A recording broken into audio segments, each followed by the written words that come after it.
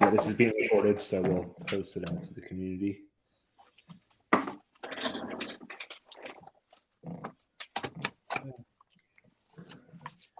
All right. Welcome, everyone, and to a Bifrost AMA with Nodle. And we got Garrett here from Nodle representing. Hey. And welcome, man. Welcome. Thank you so much for having us. No, thank you. Thank you. We're really pleased to have you here, and definitely love to hear about yourself and hear about Nodle itself. So maybe you start with yourself. You want to introduce? Oh, and we got Elliot here too as well. Yeah. So definitely great to have both of you guys here. Such a great product. I mean, I've been following you guys for a while now, and it's really interesting. I actually heard of you guys before you guys made the jump over to the Polkadot. So yeah, very cool. Yeah. There's been some great. Yeah. I think I've seen you. I saw you guys on what was it? I think it was TechCrunch Battlefield. I think you guys were on that. Yeah. So yeah, I follow those a lot. Randomly watch those, so it's cool. Definitely. So yeah, let's get started real quick. Do you guys want to each give an intro on yourself real quick, and then we'll talk about Nodle? Sure. So I'm Garrett, the co-founder of Nodle. My background is hardware and design, but it's slowly evolved into wireless networks. Very interested in the idea of making internet and energy much more accessible for people, because today it's really hard to connect the internet. Today's civilization hasn't found a way to figure out energy, and so there's a lot of parallels between the two. I joined Misha, the other co-founder, in 2014 or 15 on a project called FireChat, which was using smartphones to move messages between people in areas where the internet didn't work or where the internet was shut down. And then after that, I spent 2 years in India working for the competitor to Uber there called Ola. And then after that, came back to the US to co-found Nodle with Misha. And that's where we met Elliot not soon after that. Nice. Yeah. So my background is in security crypto. I joined a company called BitNation in 2017 and became the CTO shortly after. And to put it short, we were building decentralized organizations before decentralized organizations. We ended up being awarded the NetExpo Grand Prix the same year by UNESCO for our work on exactly that topic, along with identity. I left the company, did a bit of freelancing, and one day one of my contacts introduced me to Misha, and we were supposed to do a 20-minute phone call. Stayed for 2 hours, and we started working together. Back when we were building on Stellar, we met in Paris. We were supposed to meet only for one afternoon. We stayed together 3 days and a half. And so we decided to strengthen the relationship. And I'm now Nodle's Chief Blockchain Officer and Director of Decentralization, which means that I'm basically responsible for everything blockchain related, right? And so I think 2 years ago-ish, we made the move away from Stellar to one of the very first substrates of a chain. I think we were probably second or third chain to launch on Substrate, right, back in the times. We were one of the 10 first projects in the Substrate Builders program as well. So yeah, we are very early, and I think we're super excited to see what's going on currently, to work with you guys at Bifrost, and to start going through the parachain building. Get that coveted parachain. Yeah, definitely. Yeah, definitely. By the way, I love that title, Chief Blockchain Officer. I think that needs to be a standard now in all blockchain companies. That's a pretty cool title. Definitely. Yeah. So do you guys want to talk about the company itself, the project? I think the project is super interesting. I think it might be one of the most interesting projects out there. So yeah, if you want to talk about how that works and how it's actually coming together and all that. Sure.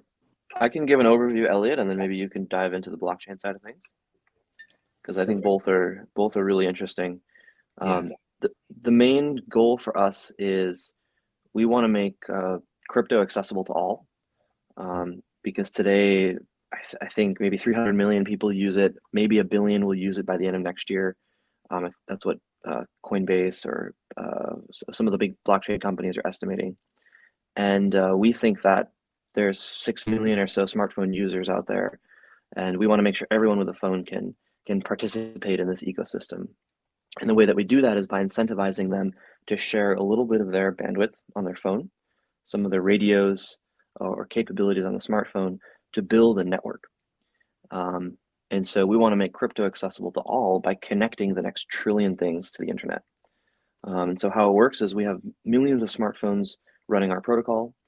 They share their Bluetooth radio, and then this creates like a crowdsourced wireless network, which we can then use to connect little sensors. Like this is a beacon to the internet. And because it's using existing infrastructure, we can radically lower the cost of connectivity for a device, because Bluetooth is much cheaper than 5G. Most devices only need to send a small amount of data anyways. And we think that this can really be what it takes to make a hyper-connected future. So it's something that's really exciting for us. And a lot of it's controlled and coordinated by a blockchain, just because it's better. So I can let Elliot talk a bit about that. It's amazing. Yeah. What's very interesting about the Nodle design is that, yes, we do interact with an enormous amount of data on IoT devices, but that is obviously not published publicly on a public ledger, because that would be a massive scalability and privacy risk.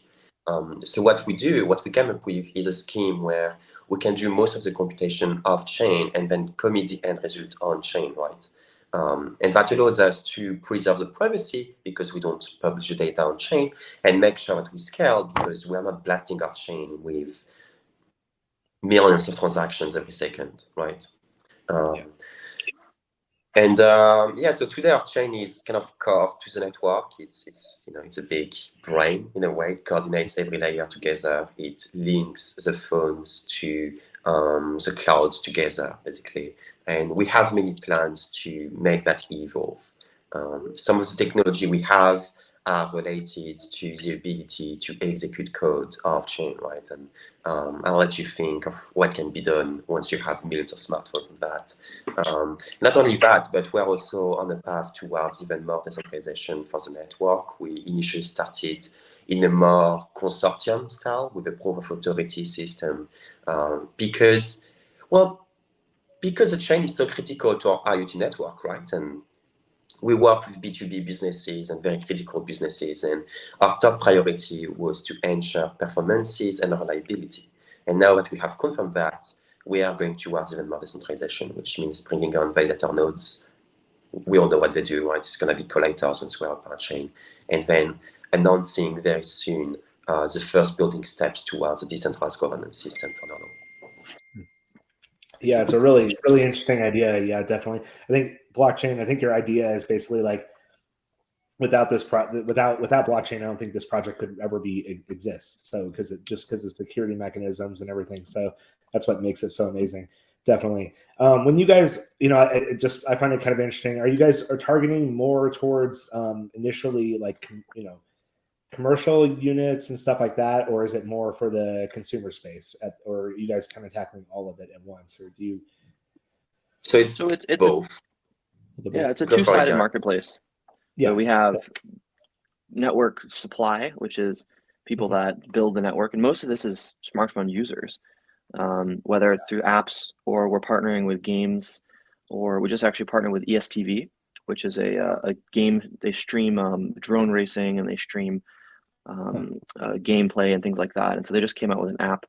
So when viewers are watching the ESTV app, the Nodle SDK, and the Nodle cache goes to ESTV, so they don't have to show ads. So it's really the first only privacy first way to monetize a smartphone app without having to show ads or without having to track users. And so we think that this is a really interesting way to monetize the mobile landscape moving forward. So we have supply, which is made of apps, and then we have demand, which is big enterprise customers. So the first big use case is asset tracking. So putting a Bluetooth beacon in a shipment of medicine or something, tracking the temperature and the location of it. It's not the most exciting use case, but there's a huge demand for it. Well, yeah, but the use case is definitely huge. Yeah, I mean, I could see that. Like, if you're in a shipping, you have a huge shipment, huge ship, a bunch of boxes all over these things of whatever cargo, something. You have temperature. All you'd really have to have is one guy walking around with a cell phone, right, and catching all that. That's and before the end of the week, I should have some prototypes for flexible compute device, which is our reference implementation. Nice. Because we think that in the next 2 or 3 years, we can get the cost of a Bluetooth computer, not a beacon, it's a computer, it has sensors and RAM and memory and stuff, to be less than $1 at really high volume. And so we think this can enable some really interesting use cases. And ultimately, we don't want to build these use cases. We want to enable the Polkadot community and IoT developers to build really interesting applications that can run on our chain. And what's so interesting about being a parachain is that they can then interact with all kinds of other projects like Akala or data exchanges. So we think this idea of connecting IoT devices with data exchanges, with financial exchanges, can have really interesting effects that we can't even imagine yet. Yeah. Oh, that's amazing. Definitely. So how are you guys at right now with your progress right now? Are you guys have you guys I mean, I have downloaded your app, and your app is actually that's where my expertise is iOS development. I've been doing it for years, and so you guys have a nice app. So props to you there. It's definitely a good app, and it's kind of cool that you can already start making money. I was like, wow, you can actually start picking up money, just by using it right now. So is that kind of where you guys are right now? Just trying to build out the network, get as many people as you can to download this app, and start transmitting the data. Are you guys? So the network's live. We can detect a beacon and route data. At one point, we had 5 million daily active nodes. Wow. And COVID kind of took a hit, and now we're starting to ramp that up. What's interesting, though, is with our latest SDK, we're actually seeing much more data. So a few months ago, we were seeing 1 billion data points every 2 days. And now we're seeing 1 billion data points every day almost. We're coming just up on that. So the amount of data we're seeing is massive. We'll probably actually have to implement some measures at the edge to actually, throw away a lot of that data, just because it's so much. Yeah, that's what I was actually wondering that. Hey, how are you going to handle the scalability of this? Because it does seem like there's just so much you're capturing. So it's a good thing and a bad thing at the same time. It's amazing. It's going to look a lot like the internet. I mean, you're going to have to route data in a decentralized fashion to the owner of the devices. And we're working on some cool demos for next year to be able to show a beacon. You scan the beacon, it shows up on a map. You can throw it on a bus and watch it as it moves around the city. So, but the main product is really an API. We're providing an API to end customers so that they can build it into their systems. Yeah. And how you guys have any? Yeah. And sorry. Go ahead. What were you saying, Elliot? I just say on top, especially for next year, we're pushing towards more pure blockchain integrations, which is why we're also going for a parachain, right? Some of the stuff we're looking at is that, for instance, Centric allows you to tokenize real-world assets, right? And you can use that NFT to represent your ownership of an asset, and then maybe you can control that IoT connected asset only if you can prove that you're. And so we are looking at expanding our stack and I guess ecosystem tools towards existing blockchains as well. We can use Moonbeam for smart contracts that they interact with IoT devices. We can use Scala for AMMs and getting loans against tokenized data IoT devices. And that's going to be really the next step for us, right? We're still focused on building the network, but we are also advancing on deploying new kind of use cases that actually leverage our unique position in the market, which is blockchain and IoT for Polkadot. Interesting. Yeah. So speaking of Polkadot, with what brought you guys over? What led you guys to leave? Because you guys were Stellar before, right? And I know that's a different language. I know that what is that? It's total. I mean, it was a big shift for you guys because obviously it's different language, right? I think it's C++, and JavaScript or something. So I can't remember. The thing with Stellar is that you don't really deploy contracts in Stellar. It's really you interact with Stellar. It's a network. So the issue with our initial architecture on Stellar was we are basically forced to build in a centralized manner. You can't deploy a smart contract. It can't be autonomous. You need a server to do everything. And on top of that, to be fair, it was scaling very well, but we ended up doing 30% of our daily transaction traffic. That's 1.5 million transactions a day. And so, at some point, we were also looking towards more decentralization for the network. We were also asked by the Stellar team and community to use the network a bit less, right? So we looked at what could we do to then decentralize our protocol. We looked at Ethereum, we looked at Cosmos, Near, all of them. Like, as you start building something, they'll reach out to you anyways. And yeah, to be fair, most of the times we had to reinvent the wheel. Try to build an IoT network on Ethereum. It's not easy because there's so much limitations. Gas cost is going to skyrocket and eat all your money. And when you're a startup, you can't really do that, right? And so a more natural solution, I think, was maybe to build our own chain, but it's like something you don't really want to do as well. And so then we remember about substrates, which actually quite guys. I was just going to say one thing that we learned is as a company, you can't be building your company and paying fees in somebody else's currency. It doesn't work. So any company that's built, and maybe with a few exceptions, but any company that's built on another chain and they're paying their fees in another company's currency, it's never going to work. I mean, we were looking at, we had whole networks of people set up just trying to spoof the system so they could steal Stellar. And it was like, it was very difficult. And so the beauty of having your own chain is you're paying your fees in your own currency. And the beauty about Polkadot is they allow you to pay fees in the native currency that you're trying to do the transaction. So it's so much more elegant. That's huge. Yeah, it's really interesting to see it scale. Yeah, and the scalability of just Polkadot and Kusama was just such a big plus for you guys. And it seems like it does seem like it makes a lot of sense. So much, I mean, I just we just talked to. Too, so a lot of,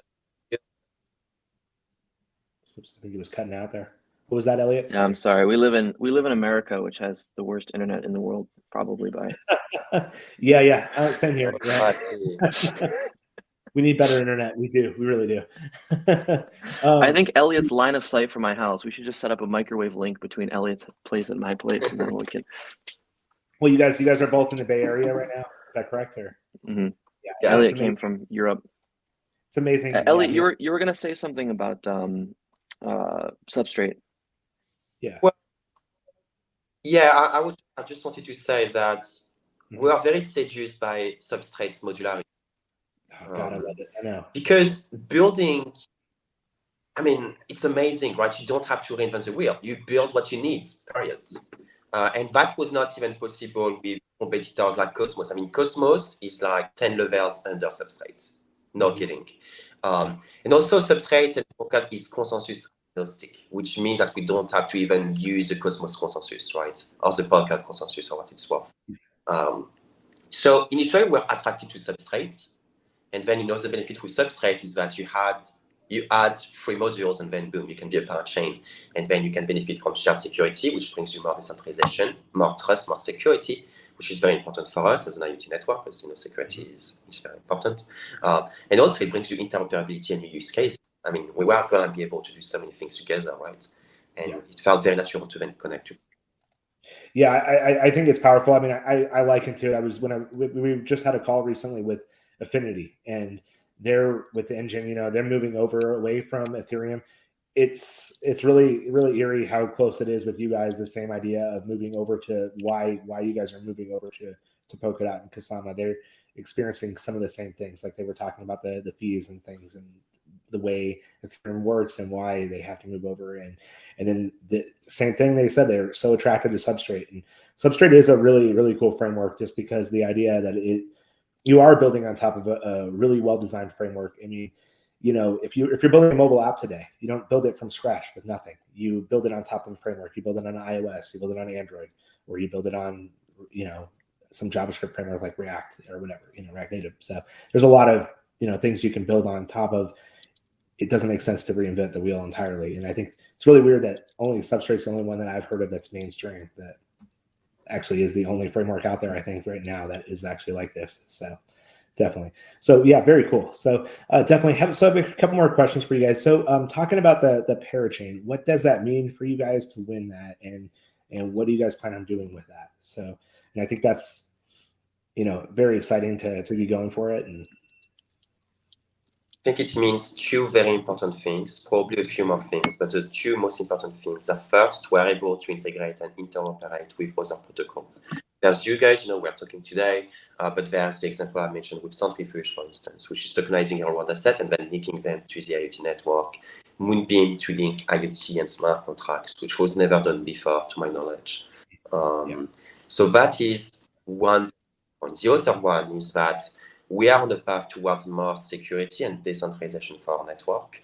And we computed that the cost to build our own acceptable validator network will be 3 times the cost it takes you to get a parachain. And it brings you less security and less decentralization, because the benefit of a parachain is that you can then rely on Polkadot's, I don't even remember the number, thousands of validators, 600 being selected, thousands being candidates, and which is backed by, how much is that? $30 billion of market cap. I mean, it's a game changer when you run your own chain. It is. Definitely. That's and we think that overall this has a big impact on just the security of IoT as a whole. So we want to make sure that the future of the next trillion things is Web3 native. One of two things is going to happen. It's either everything's going to be centralized, it's going to be owned by the fruit companies and the advertising companies of the world, or it's going to be decentralized, and it's going to be much more secure, robust, resilient, and honestly a world that we want to live in. If you walk out in San Francisco, you see self-driving cars everywhere, capturing your face, capturing your license plate. They can probably read your heart rate just from the infrared radiation coming off your face. You look up, you see an airplane with an Airbus camera, multispectral camera scanning the streets and capturing all the cars in real time. You walk through a cell network, which is tracking your location, and in many cases selling it to the highest bidder. So we're quickly evolving into this cyberpunk future with a trillion things about to come online, and we want to make sure that that's a future that we want to live in. So it has to be Web3 native, has to be privacy focused, and we think that Nodle's the only company right now that's really dedicated to that future for it's really interesting, because you do have, if you have you have a device out there or something like that, you talk about the idea of it just capturing like a temperature sensor or something that doesn't have the connectivity.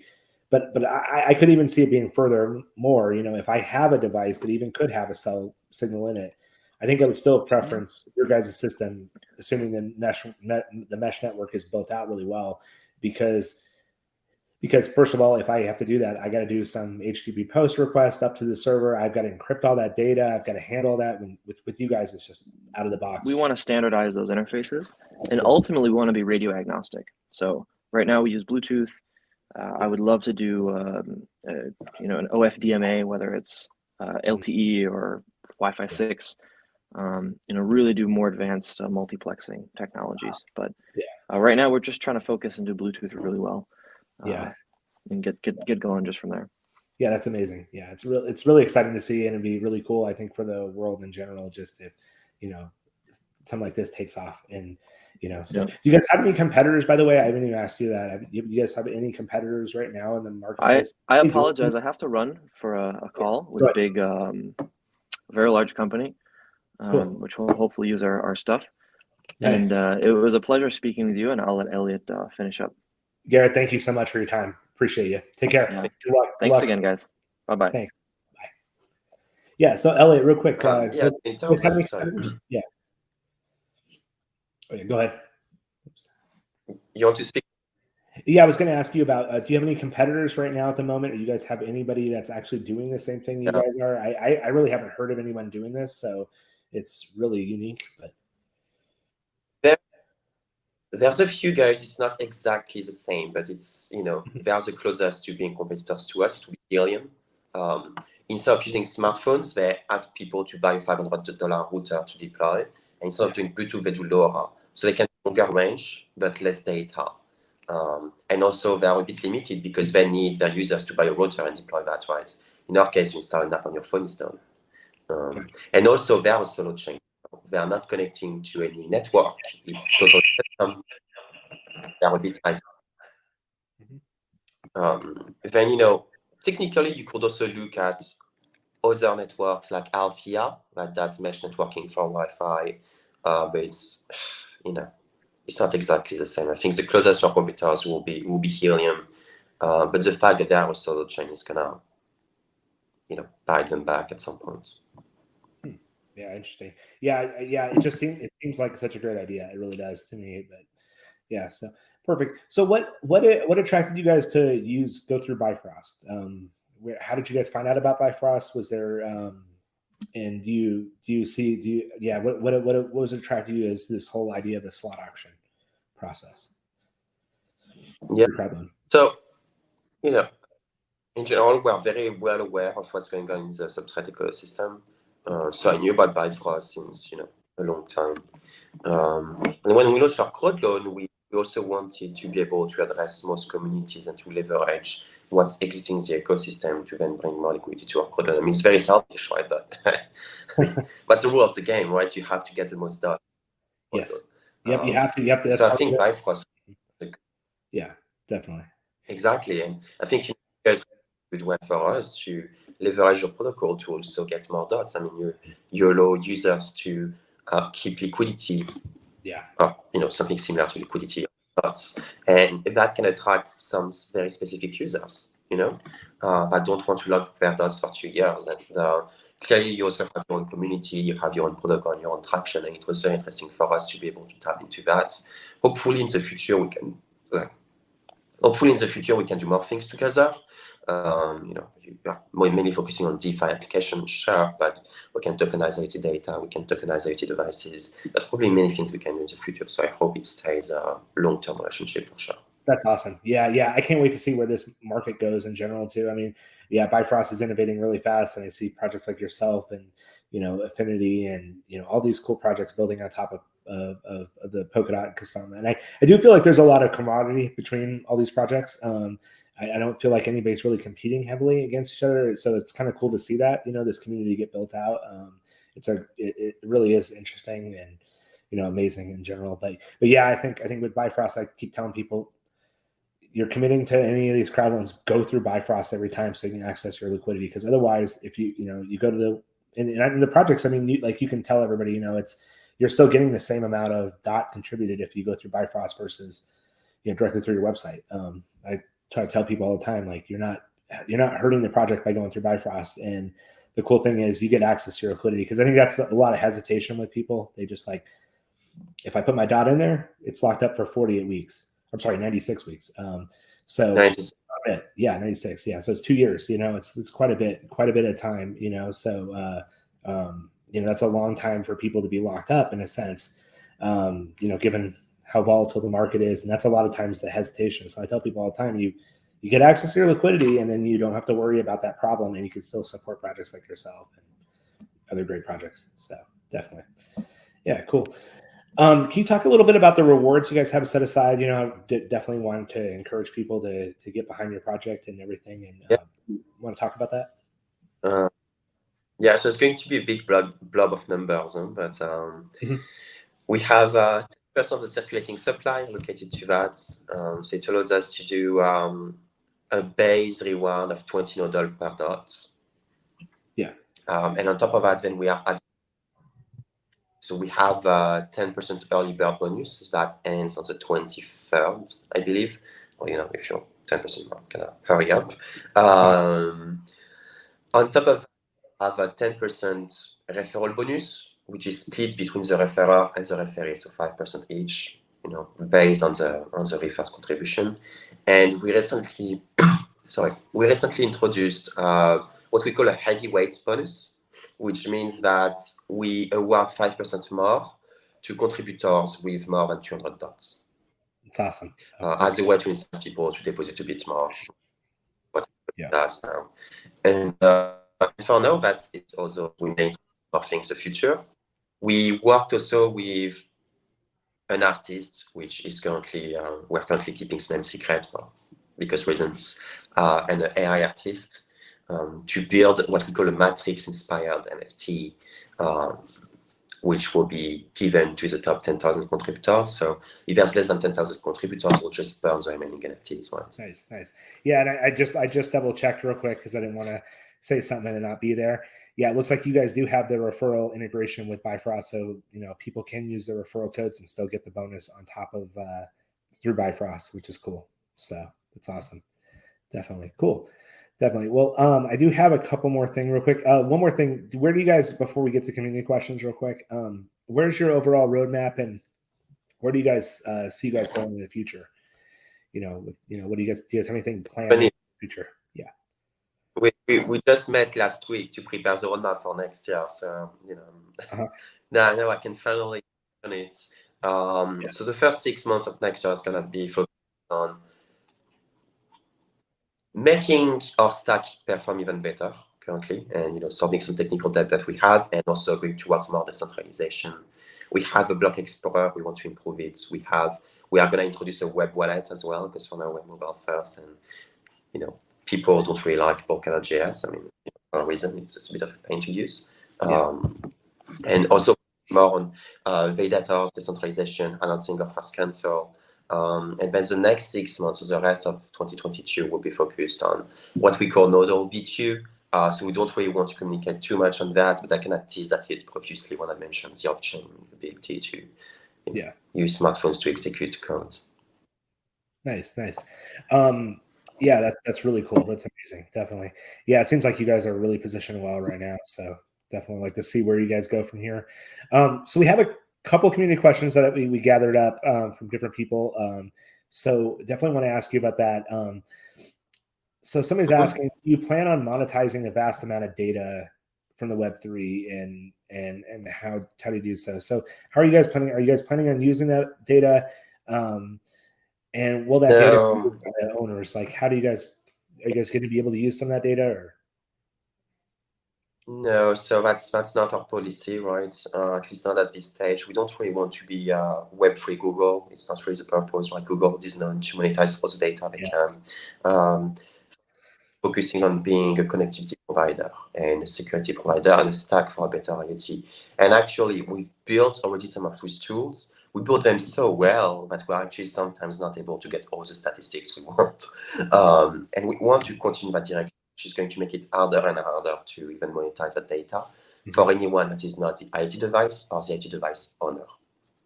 Nice. You guys are very privacy focused, right? I mean, I did mean to ask you about that too. You guys are very privacy focused, and you guys do want to maintain that trust between the community, right? So yeah, it does sound that's interesting. In that industry, especially with Web3, I mean, we don't want to mess that up, right? And I think we're in a unique position where we can build a private and secure IoT ecosystem, and we don't want to jeopardize that. Right? That's really what we can do, and that's the direction we're taking. Yeah, I think that'll appeal to a lot of people. Definitely the privacy aspect. So that's cool. And so somebody said Nodle seems to be a really innovative product. Can you talk about the impact of potentially like the healthcare system? I know that's kind of interesting.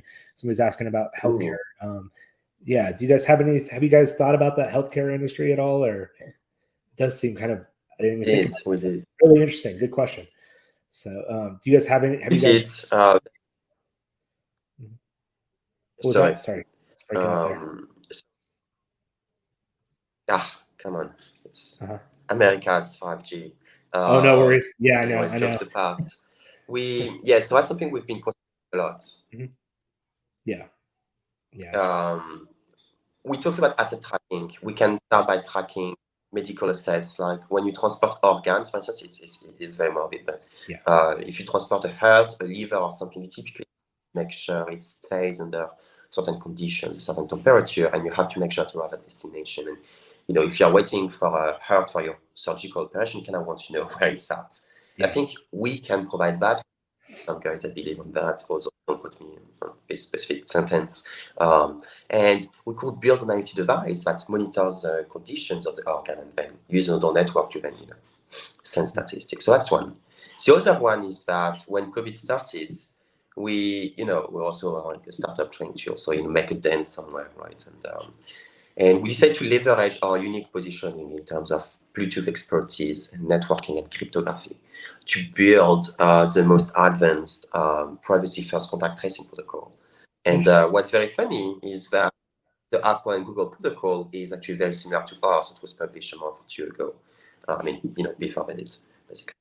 So, many people have the same idea in the world. We're not the smartest people. There's always someone smarter than you. But we built that before anyone else, and that was the most advanced protocol, right? And we even built a device to showcase that, and it's called the Nodle M1, although it's not going to be commercialized. It's more of a proof of concept, right? And the white paper is online. It's called the Whisper protocol because the devices whisper to each other. But what's very funny and very interesting is that it is privacy first, meaning that only you know if you had exposure. Nobody else does. We use rotating keys and many other things. So if you're curious, I would invite you to check the web paper. Yeah, that's pretty cool. That's really interesting because I know with when the apps came out, the contracting tracing apps, Apple was working directly with partners. They were trying to make it secure, and privacy was the ultimate concern there. So yeah, it seems like you guys would be like the perfect solution for something like this. So yeah, that's really cool. Yeah, I never thought about COVID or whatever until this question came up. So great question. So cool. Awesome. Well, thank you for your time. I appreciate it. This has been a great call. Do you have anything else you want to say before we get off the call? I definitely encourage anyone listening to contribute to you guys because I do think you guys are an amazing product. I think you guys will be a big success. So, definitely. Run the Bifrost Nodle, right? And feel free to send questions. We're here to help as well if there's any questions or anything. Awesome. Yeah. Definitely love the partnership. Love the fact that you guys are working with Bifrost and love to see what you guys are doing. And you guys are really interesting. So, yep. Thank you for your time so much. And what was your dog's name, by the way? Your dog is, I'm a big dog lover. So definitely. She's super cute. Very cute dogs. Yeah. I'm a dog lover. So yeah, definitely. Awesome. Well, thanks for your time and appreciate you and good luck. Good luck with winning the Crowdloan. I'm sure you guys will win. Question is which slot? That's the question. So awesome. So much for having us. For the efforts you guys are doing also to support us, and talk to you later, I guess. Awesome. Thank you. Take care, Elliot.